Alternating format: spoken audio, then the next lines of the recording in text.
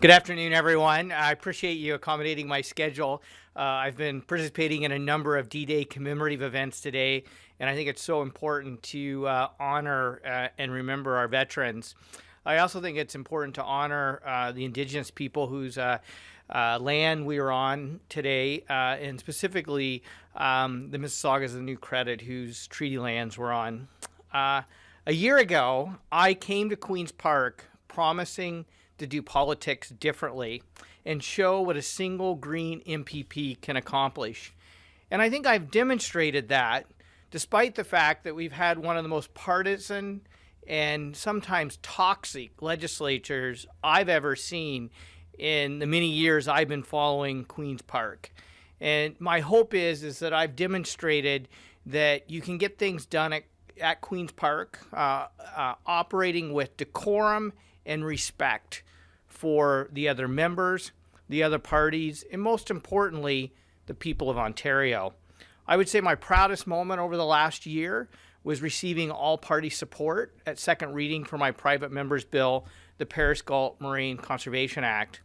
But we've had some down moments here this year, and I think the biggest down moments for me has been what appears to be the Premier's agenda to take Ontario back to the last century, whether it's the removal of the sex ed curriculum, whether it's dismantling all of Ontario's climate plans, whether it's canceling the minimum wage increase, whether it's treating every environmental law it seems that we have on the books as red tape, putting forward a housing plan that actually incentivizes 1950s-style sprawl, bringing forward an autism program that doesn't support the needs of children with autism and discriminates based on age and need.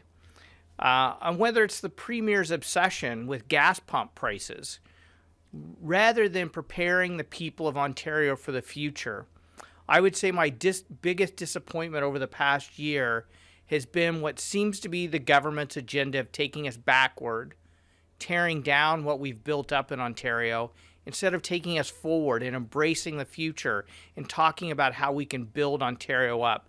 And I'm absolutely committed to continue working to build a bridge to the future that the people of Ontario can walk across safely and securely as we embrace the clean economy and transform our economy to deal with the climate crisis that we're already facing.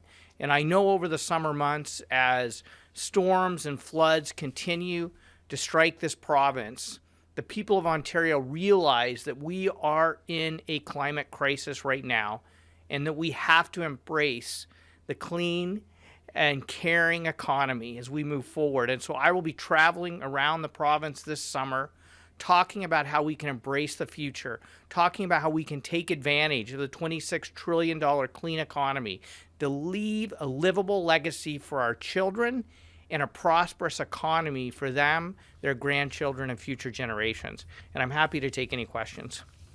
The motion is going to be voted on very soon. What do you make of that? Well, you know what? I believe that the legislature should sit. I believe the government needs to be held accountable. And so I think it's wrong for them to be having such an extended break. I mean, I think it's going to be good for us to go back to our writings over the summer months and have an opportunity to meet with our constituents, to listen to their concerns. But then we need to be back here in September, rolling up our sleeves and working hard for them and holding the government accountable. And so, there's a lot of speculation that, they're doing this because the federal conservatives are not very happy that this government seems to be bringing them down with their unpopular cuts. And really, I think the Premier's obsession with immediate gratification rather than thinking through the long-term implications of his policies and plans. And so, I want to come back here and I want to work in the fall. How do you feel about the next 3 years of this government? Are you worried about the damages it could cause for the environment? Well, I mean, I have a couple big concerns. So one of the concerns I have is the fact that the Financial Accountability Officer identified the fact that there's about $6 billion in unannounced cuts yet to come. And so we've already seen how much these government's actions are hurting students, hurting our healthcare system, hurting our most vulnerable. And to think that we're going to see even additional cuts, I find deeply disturbing. And unfortunately, a lot of those cuts, I would argue, are completely fiscally irresponsible. To cut flood prevention programs, that's actually going to cost us more in the long term. To cut public health, that's going to cost us more in the long term. To cut education, that's going to cost us more in the long term. So I would even argue that their fiscal plan is deeply problematic. And then I'm also worried that the government's going to continue its assault on environmental protections. In some respects, they've done so much damage already. I don't know how much more they can do, to be honest with you. But I've been deeply disturbed at, whether it's gutting the Endangered Species Act, threatening to open the Greenbelt up for development, dismantling the climate program, getting rid of the Toxic Reductions Act, eliminating the Environment Commissioner's office. I mean, the list goes on and on. On a personal level, did you expect this when you first entered politics? Yeah, sure. I think the thing that's been the most surprising to me is the lack of what I would call collaboration and cooperation, particularly at the committee level.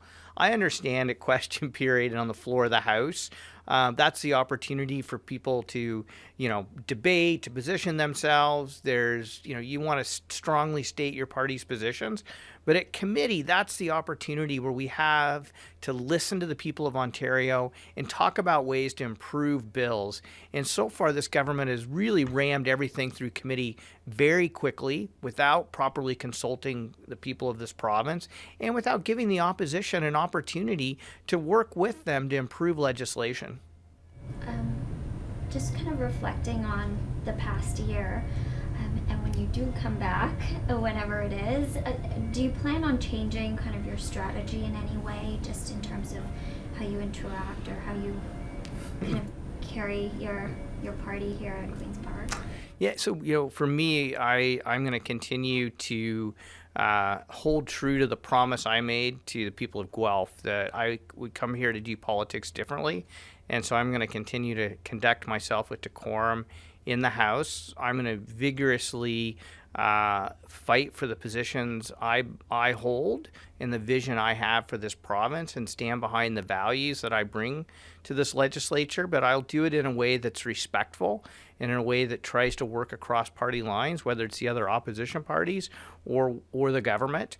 I think that's what people in Guelph want. And as I think about the rise of the Green Party really across the country, I think one of the things that, a lot of commentators are attributing to that, and I agree with, is that Greens do bring a more collaborative, cooperative, respectful approach to doing politics. And I think given what we've seen in the United States and actually what we've seen in the last year here in Ontario, I think people are hungry for less toxicity and less hyper-partisanship in politics. In terms of the summer break, possibly, being extended, how during that time, how do you plan to kind of maintain that level of accountability that otherwise you think we might have here at Queen's Park if the House was sitting?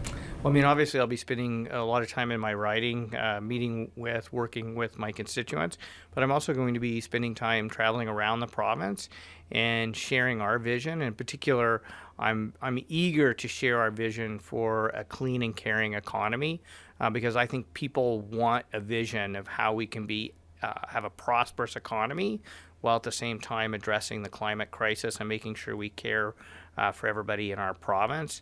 And so as I travel around the province, it'll be an opportunity to share that vision and hold the government accountable at the same time. I think I've just, a month or so ago, I was in Muskoka, for example, and we had a town hall meeting, and I also spoke to the Chamber of Commerce's annual general meeting. And the town hall meeting was standing room only, like the crowd was flowing out into the streets. And just to have the opportunity to listen to people's concerns, answer their questions, and really at that point, obviously top of mind for people was the flooding that's happening. And so a lot of questions about flood prevention and also climate action. And so that's what's on the minds of people, and being out in communities, listening to people, answering their questions, talking with them, meeting with local media. Those are all opportunities to push an agenda and hold government accountable at the same time. Is there anything that you've seen from the past year in terms of the PC government, anything that you support or that you think that they have done well on? Well, I would say, a special day for me was the day that we voted on the cannabis legislation. I had campaigned on a promise to move away from the government monopoly, which I don't think is going to work to solve the illegal, unsafe underground market, and that a private system with dispensaries all across the province is the best way to combat the illegal underground market. And so I voted with the government on that. Well, at the exact same time, there was in a 15-minute span, I also voted for something the Liberals had put forward and something the NDP had put forward. And so I remember the House kind of erupting at that moment of like, you're voting for everything. And I thought, that was a great opportunity to show that I'm going to vote for a good idea and a policy I believe in and I campaigned on, regardless of which party puts it forward. Right. And I think I'm getting the signal that I need to go vote. So thank you for being here today. I really appreciate it.